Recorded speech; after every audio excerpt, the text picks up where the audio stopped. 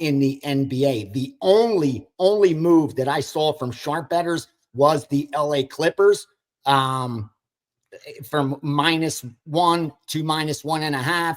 And that's a 2-2 series. You know what I mean? That Clippers one is the Clippers have been covering 3 of the 4 games so far. Wasn't surprised to see that the sharp bettors get out ahead of the public, because that's what they're betting as well. When I look at the public tonight, they're on the Clippers heavy. That's the most one-sided, followed by the Pacers, followed by the Celtics. And here's the thing you got to remember. Those teams up 3-1, okay? Indiana, New York, Orlando.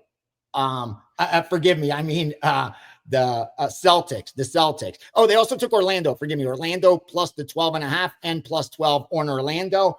Oh, laid the 5 on the Knicks and the 6.5 and 7 on Indiana. And here's why.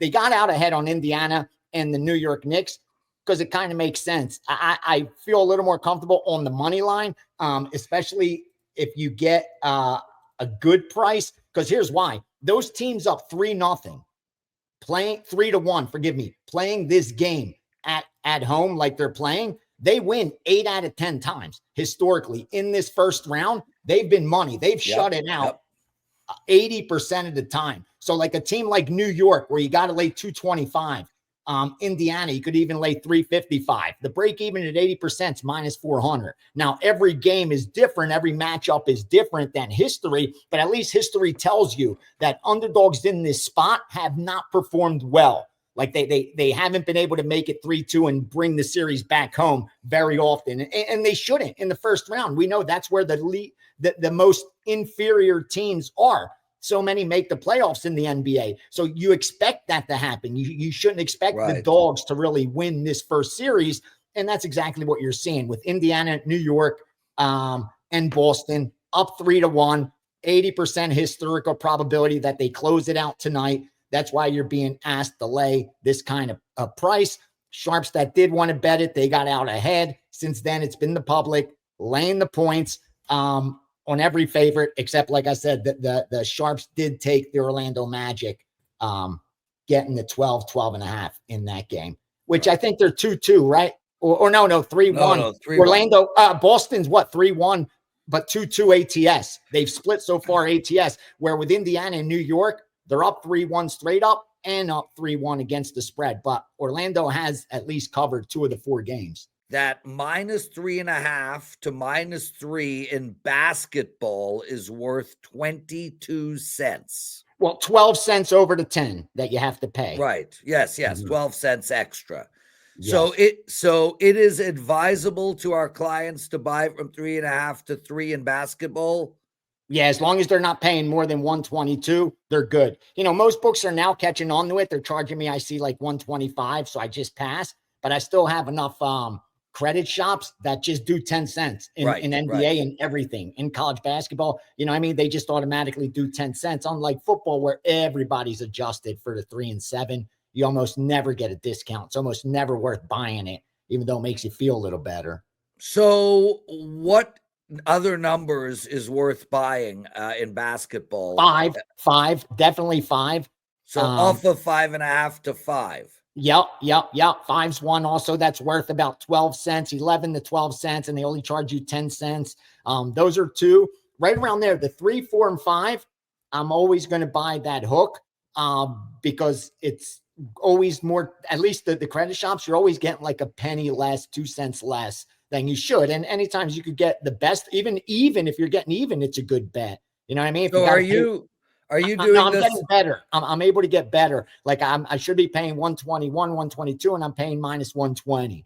You know what I mean? Guys, take note to what Gianni is saying. This is very important stuff. Those 1-2%. It makes the difference between a push and a win so many times. So are you buying up to? Are you going from 3.5? Yeah. To Like 4? if it's 3.5, I'll take it to 4. What about 2.5 to 3? And no, from 2.5, I'll take it up to 3 for sure. And I also will correlate with the total as well. Like if it's a lower total, I'll feel more confident doing it, even though obviously that it doesn't say to do that in the program that I have that tells you what the numbers are worth. But I've just learned from experience the lower the points expected, the more each point's worth. So you would think the lower the total, the more it's advantageous to do so. You know what I mean? Toronto and Carolina are up 3-1. Yep. Those teams, when playing at home, they've won 7 out of 10 times. So no surprise.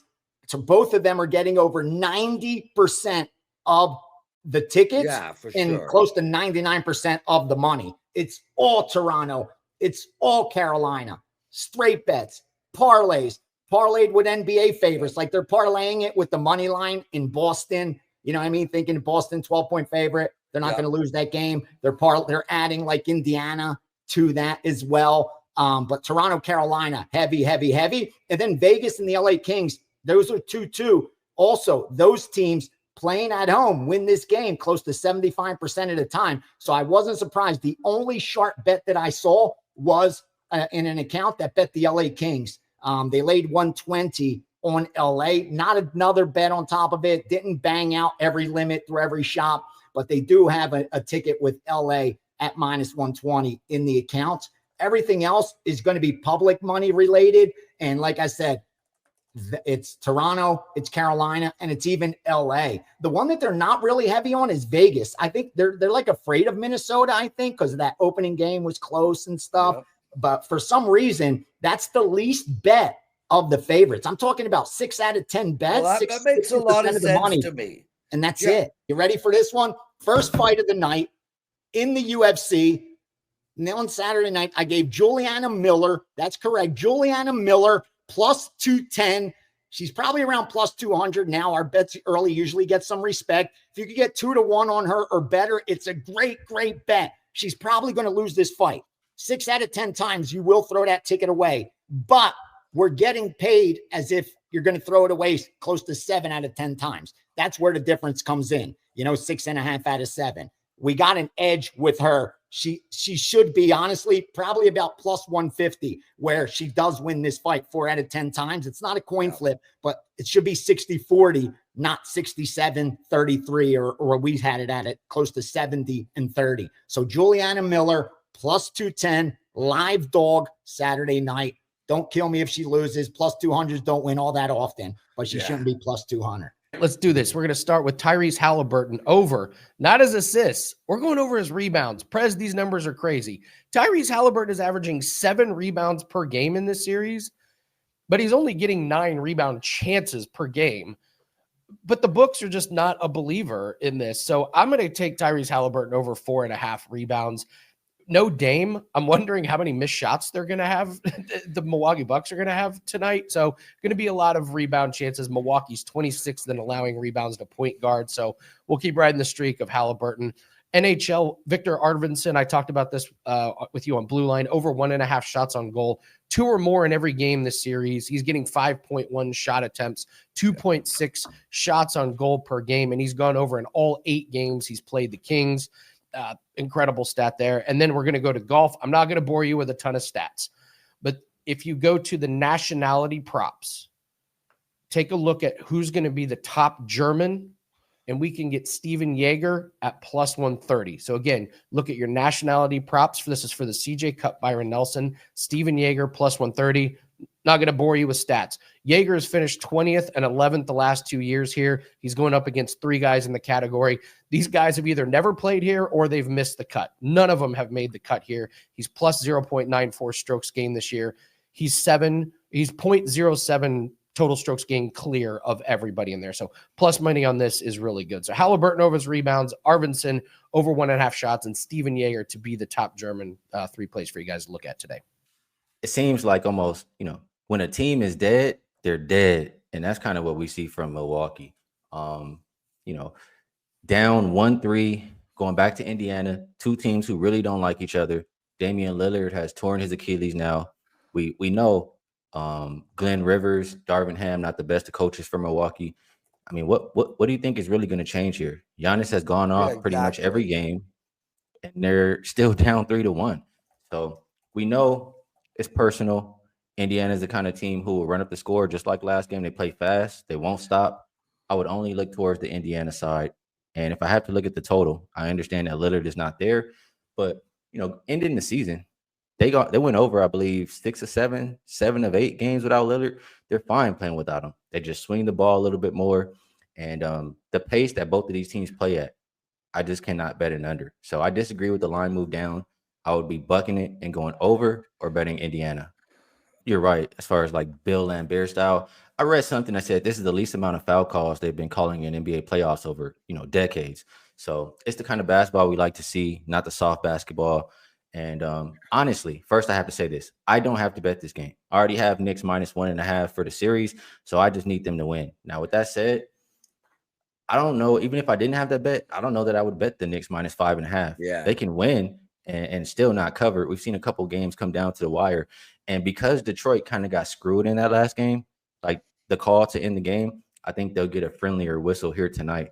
So my recommendation would be, if you like Detroit, I would take them probably first half, because we've seen also more than one time they play a good 24 minutes and then the experience for New York just takes over in the second half and they can't withstand. So Pistons first half would be my recommendation in this one. I don't feel very strong about the total. I don't know that I'm running to the window to bet Boston.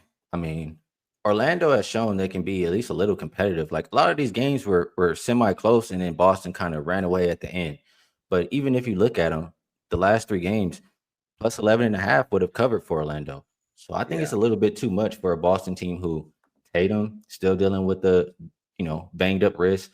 Jaylen Brown also banged up. Holiday, I don't believe, is playing. I think it's too much to lay in a desperation spot for the Magic when they've already been playing, kind of competitive. So I think the other way, Magic plus the points. And as far as the total, I mean, yeah, it's low. But that last game, we just saw it go over, and neither team shot 30% from 3. Both teams are capable of getting to the free throw line. If Boston heats up, they can shoot with the best of them from 3-point. I'm not running to the window to bet under. I'll say this: for over bettors, we've seen a couple times for the Celtics, like the first half cruising, and the second half just slows to a crawl. So I think for over bettors, I would recommend first half. And if I'm making a full game wager, it is Magic plus the points. How are we betting this one, man? It's -1.5. If you do decide to bet the Clippers at -1.5, take the money line at -130. Much better bet. Total again low, 208.5. Fill us in. Yeah, well, the first thing that stands out to me here is, like you said, it's a tied series, and you have the road team as the favorite. I mean, we all know how important it is for Game 5 in a tied series. Historically, the team that takes the 3-2 lead wins slightly above 85% of the time for the series. So naturally, it's a little bit uncommon for the road team to be favored in this spot. The past 23 years, we've seen it 10 times. So that's the first thing that stands out to me. Then I look a little bit closer. I mean, this is still a Nuggets team that fired their coach before the playoffs. So the longer the series goes on, in my opinion, the coaching advantage goes more and more towards the Clippers. They may not have the best individual player. We know how great Jokic is, but I think they have the better team. And I think they've been playing the better basketball from the end of the season until now. You look at Michael Porter Jr. banged up for the Nuggets, Russell Westbrook banged up. We're not sure if he's going to play. Also, the Nuggets have been playing 4 out of 5 starters, like 40 plus minutes. I just think the Clippers a little bit deeper. They're healthy. They're fresher. They're better. I think the Clippers can win this game. You look at the numbers, and I've been using analytics for most of the season, but a lot during the last few weeks, which coincides with this run. You look at Ottawa, they've created 11.09 of XG over those 4 games. They've scored 10 goals. 10 goals over 4 games isn't the greatest, but 3 of them have been low-scoring games. The Leafs have exactly 11.0 XG created, 15 goals scored, obviously overperforming a little bit on their XG. And even if you look at shots on goal, 102 to 99 across the 4 games, scoring chances, 117 to 99 for Ottawa, high danger chances, 47 to 40 for Ottawa.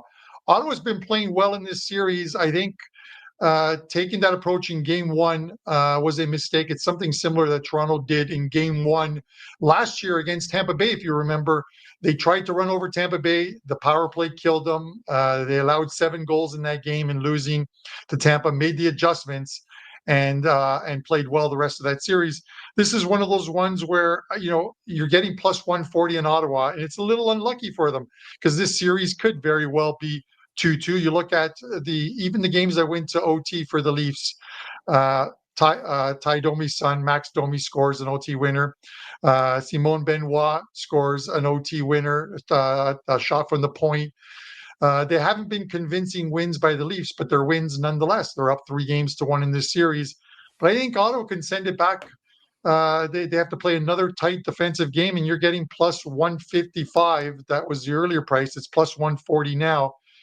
Even the puck line, you can't play it. It's Ottawa plus 1.5, minus 190. I would never lay that price, but I would rather have, if this game goes to OT, I'd rather have a team that's plus 150 on a coin flip. And that's what OTs essentially are, Prez. So I'm taking the Ottawa Senators. I know you don't like that play, but I'm taking the Sens to extend this series to 6 games and send it back to the Canadian Tire Center in Ottawa. I don't know what the LA Kings are doing. This series should have been over.